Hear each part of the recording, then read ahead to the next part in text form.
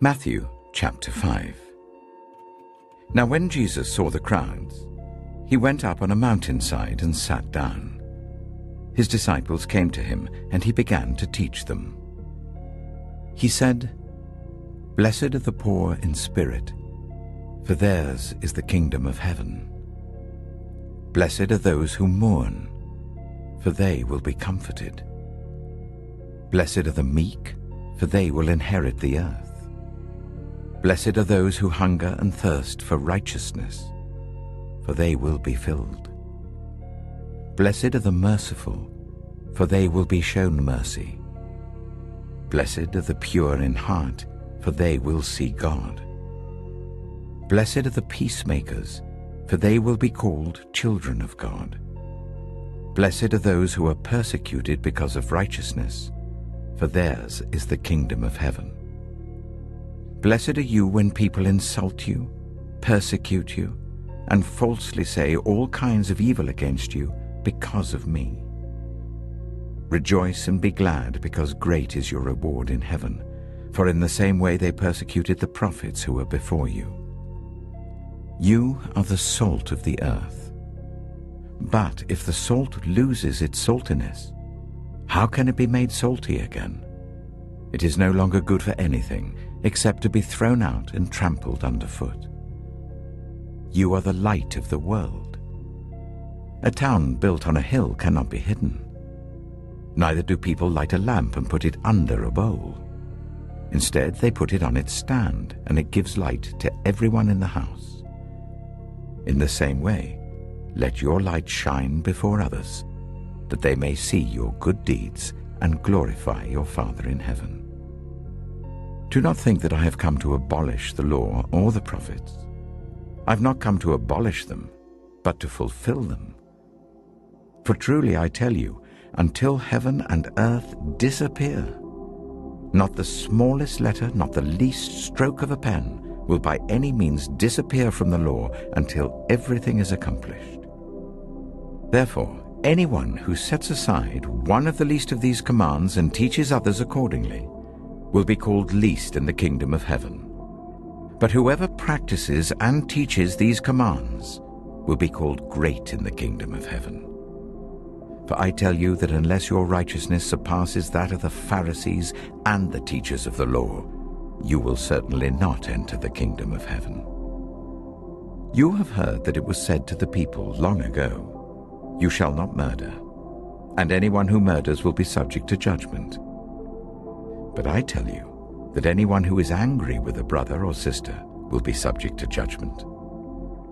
Again, anyone who says to a brother or sister, "Raka," is answerable to the court, and anyone who says, "You fool," will be in danger of the fire of hell. Therefore, if you are offering your gift at the altar and there remember that your brother or sister has something against you, leave your gift there in front of the altar.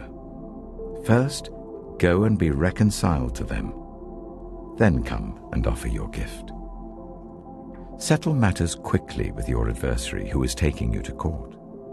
Do it while you're still together on the way, or your adversary may hand you over to the judge, and the judge may hand you over to the officer, and you may be thrown into prison.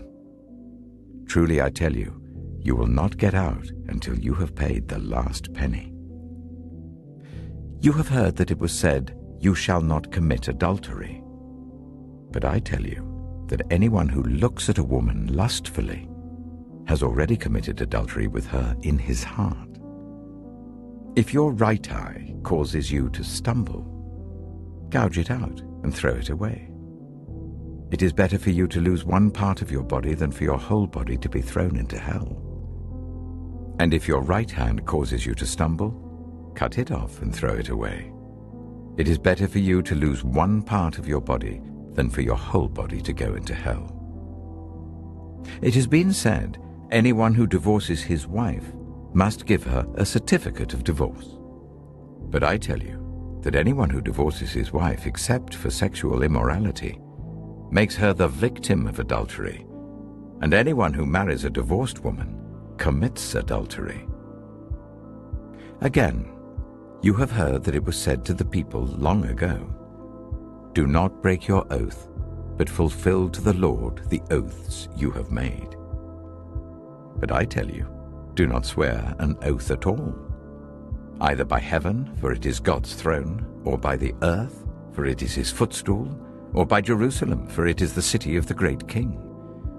And do not swear by your head, for you cannot make even one hair white or black. All you need to say is simply yes or no. Anything beyond this comes from the evil one. You have heard that it was said, eye for eye and tooth for tooth. But I tell you, do not resist an evil person. If anyone slaps you on the right cheek, turn to them the other cheek also. And if anyone wants to sue you and take your shirt, hand over your coat as well. If anyone forces you to go 1 mile, go with them 2 miles. Give to the one who asks you, and do not turn away from the one who wants to borrow from you. You have heard that it was said, love your neighbor and hate your enemy. But I tell you, love your enemies and pray for those who persecute you, that you may be children of your Father in heaven. He causes his sun to rise on the evil and the good, and sends rain on the righteous and the unrighteous. If you love those who love you, what reward will you get? Are not even the tax collectors doing that? And if you greet only your own people, what are you doing more than others? Do not even pagans do that? Be perfect, therefore, as your heavenly Father is perfect.